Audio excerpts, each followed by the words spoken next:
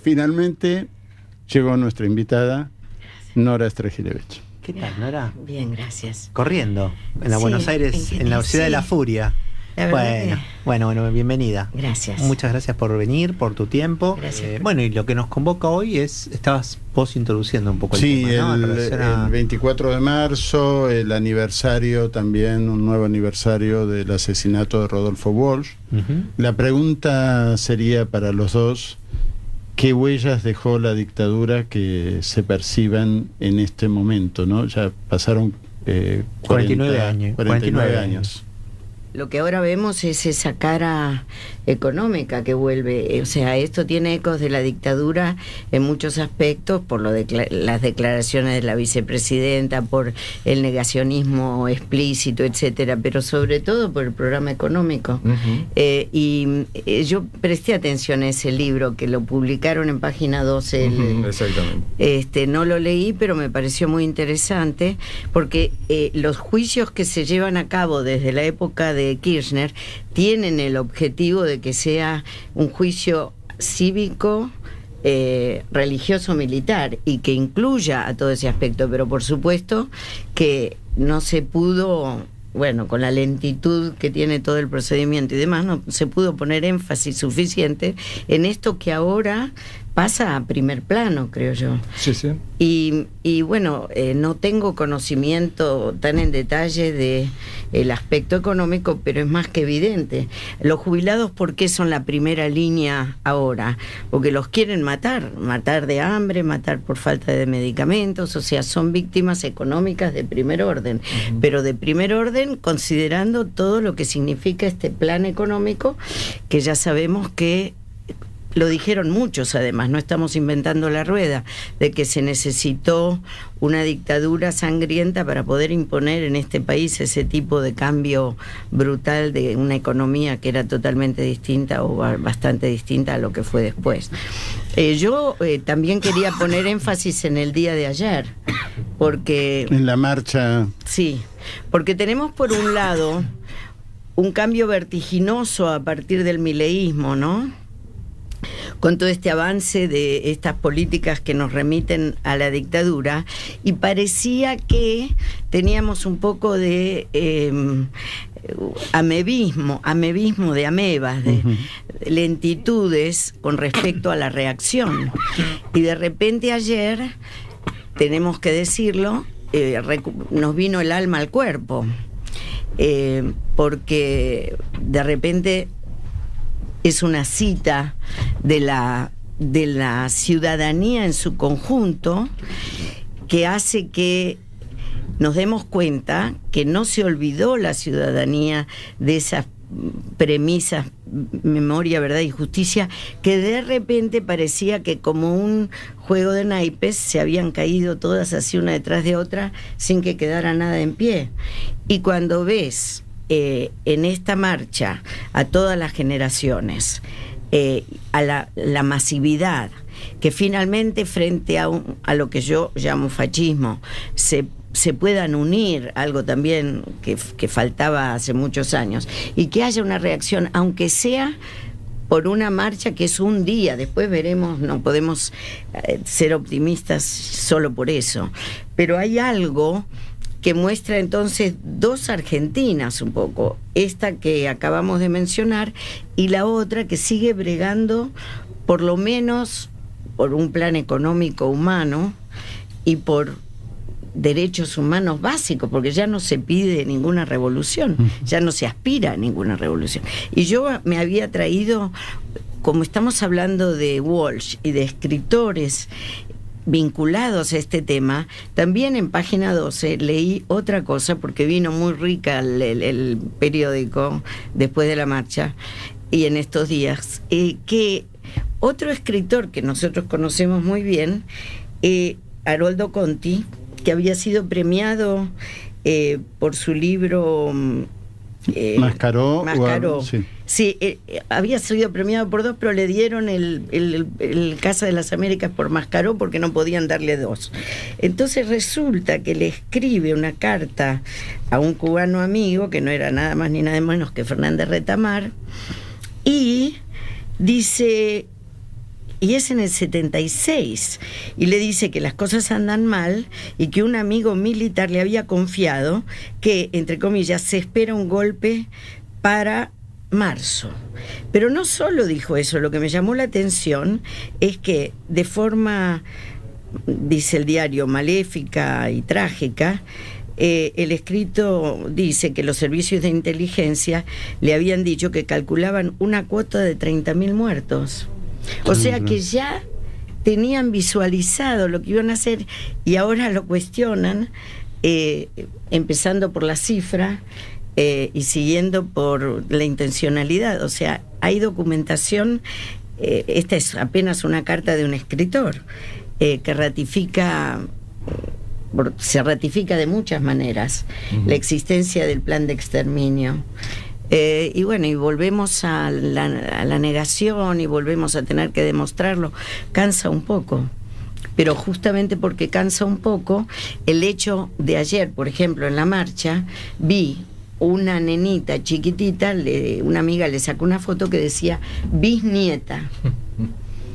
Quiere decir que tenemos una transmisión de esta memoria a bisnietos y bisnietas. Por un lado eso, por otro lado que la emoción, porque después de ir a tantas marchas, la emoción podría cristalizarse un poco. Y resulta que no se cristaliza porque, entre otras cosas, vemos esta transmisión que es muy conmovedora, pero también las fotos de los desaparecidos parecen cada vez más chicos, porque nosotros envejecemos. Primero podíamos ser los papás, ahora podemos ser los abuelos. Yo pienso, mi hermano desapareció cuando ya era uno de los grandes, tenía 27 años. Y tengo un primo que desapareció cuando tenía 18 o 19. Entonces uno los mira y realmente conmueve enormemente ver esa bandera que recorriendo calles y calles y siendo rodeada por miles y miles de personas. Y bueno, están estos dos polos, ¿no? El sistema económico que persiste en dar más y más masazos y no sabemos cómo lo podemos frenar, y por otro lado esta multitud que por todo el país se alza y dice, bueno, seguimos, como dicen acá, poniendo el cuerpo. Además, todos los grupos lo hacen con danzas, con performances, había gente con máscaras. Con máscaras de jubilados, con humor. Sí, la creatividad. La creatividad había una jirafa, ¿no? ¿Te acuerdas? Gigantesca. Con los ritmos, y paradójicamente creo que se marchó con mayor alegría o esperanza que el año anterior, que veníamos todos del masazo de un gobierno que no deja de cumplir con lo que anunció. Hay que reconocerle. Así eso. Es. Vos, Nora, hablando de Chile, tenés mucha vida en Chile. De hecho, venís de Chile ahora. Sí. Tus libros fueron editados por Editorial LOM. Sí, ese es uno que fue el libro que más recorrido tiene, que es el lugar... Una sola muerte numerosa. Una sola muerte numerosa, que acá lo distribuye Tinta Limón. Pero sí, en Chile nadie es profeta en su tierra. Me publicaron los 3 libros, los otros 2 son, o sea, los de la última época son El lugar del testigo, Chile, Argentina y Uruguay, y Un día ya por el fin del mundo. Y lo de Chile, Argentina y Uruguay tiene que ver con lo que acabas de decir, porque lo que yo hago es un estudio de la región, no solo de Argentina. Y en ese sentido, por eso los chilenos se interesan, porque en general los argentinos estudiamos nuestro país. Claro. Y solo quienes... Y acá una mirada más latinoamericana, más claro, regional. Y eso me viene no porque sea muy visionaria, sino porque me fui del país. Claro. Y entonces uno lo mira de lejos y ve más la región. Entonces se me ocurrió, desde que estaba en la universidad, fui a estudiar literatura a Canadá, se me ocurrió lo de la literatura testimonial. Y por eso El lugar del testigo tiene un libro antecesor que se llama El arte de no olvidar. Literatura testimonial en Chile, Argentina y Uruguay. Pero el editor de ese libro, que era catálogo, cerró y ese libro no circula mucho. Pero digamos que El lugar del testigo recoge varias cosas que había ahí, y mi interés por el testimonio, que siendo esta la fecha del 24, tiene que ver. Sí, sí. Así que si te parece, les cuento un Sí, yo quería leer este texto que figura al principio, que le da nombre al libro, ¿no? Desde 1975 todo mi país se transfiguró en una sola muerte numerosa, que al principio parecía intolerable y que luego fue aceptada con indiferencia y hasta olvido. Tomás Eloy Martínez, Lugar común, La muerte. La muerte. 1975. Sí, sí. Quiere decir que ya empezaba el asunto. Bueno, Ya nos íbamos acostumbrando. Yo como niño lo digo en ese momento, pero tenés otros libros, esos libros que dijiste muy bien, no mencionaste, así que los vamos a mencionar ahora a manera reparatoria, que son Un día allá por el fin del mundo y el ensayo El lugar del testigo, escritura y memoria, que obtuvo mención honorífica en el concurso del Fondo Nacional de las Artes. Este libro, El lugar del testigo, escritura y memoria, fue editado también, fue por traducido. ¿Y traducido? No, yo lo escribí todo, está en castellano. Okay. Siempre escribiste en español, a sí, pesar de tener una castellano rioplatense. Carrera académica en el extranjero. Sí, se tradujo Una sola muerte numerosa a varias lenguas, pero los demás los mantuve siempre en castellano. Y el lugar del testigo, lo que me interesaba a mí y me sigue interesando en todo este proceso es que vos sabés que en nuestro país sin testigos no hubiera habido juicios. Claro. Porque la idea del genocidio es borrar las huellas. Claro. Sin embargo, los testigos, los sobrevivientes, somos los más invisibles dentro de todo lo que es el panorama de los derechos humanos en Argentina. Había mucha sospecha con respecto a los sobrevivientes, y eso se ve muy bien en el libro La llamada, que ahora es de Leila Guerriero sobre Silvia Laveiru. Sí, Laveiru. Pero esa misma sospecha que pendía sobre gente que estuvo en esos proyectos extraños que hicieron, por ejemplo, en la Exesma, con gente que, entre comillas, colaboraba, entre comillas, o sea, los hacían ser parte de la maquinaria, de una forma... Los recuperaban, sí, decían entre ellos. Comillas también, sí, porque era todo un teatro el que hacían para que se vieran como recuperados y poder sobrevivir. Por un lado estaba la necesidad de sobrevivencia, y por el otro la ficción que tenían los genocidas de que iban a recuperar a gente para un proyecto político, lo cual es delirante, como era delirante todo su proyecto. En todo caso, se generó una sospecha muy grande con respecto a todo sobreviviente. Bueno, ¿por qué saliste y el otro, mi hijo, mi primo, mi hermano, no? Entonces, yo entiendo que es raro para alguien ver que alguien que das por muerto de repente salga y bueno, ¿y qué hiciste para...? Bueno, la literatura testimonial lo que explica es que quien hace esa pregunta no entiende cómo funcionaba la represión, porque en los centros clandestinos los genocidas eran dioses y decidían con el dedo quién se iba para arriba y quién vivía y quién no vivía. Si no dejaban sobrevivientes, no eran dioses, o sea que tenían que dejar a alguien. Si su obligación era matar a todo el mundo, entonces ya no eran dioses. Esa es nuestra hipótesis. No tenemos idea de por qué lo hicieron así, pero lo hicieron así. Quiere decir que el que sobrevivió no tiene ni arte ni parte en su sobrevivencia. Y sí puede depender de una red de solidaridades que también se dan adentro de los lugares de detención.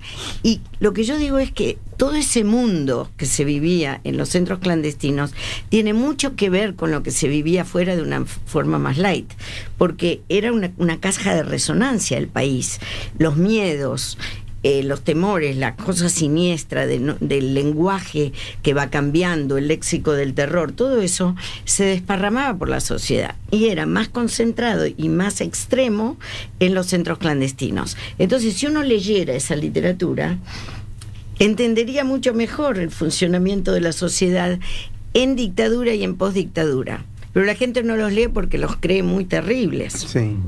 Hay que estar preparado también emocionalmente para hablarnos, ¿no? Y meterse un poco en eso, me parece, ¿no? Porque también me parece que pasa un poco por ahí. O sea, yo tengo dos hijas 21 y 29, y las formas de comunicación a mí me parece que también son importantes en términos de lo que estamos tratando de contar ahora, ¿no? Exacto. Las narraciones, las formas de comunicación, tratar de buscar formas de comunicación que estén más cercanas a su vida cotidiana, digamos, ¿no? Es un tema complejo, es un tema muy complejo, y yo creo que también, pero esto también me parece que es personal, aparte de leer este tipo de cosas, había mucho de fortuito.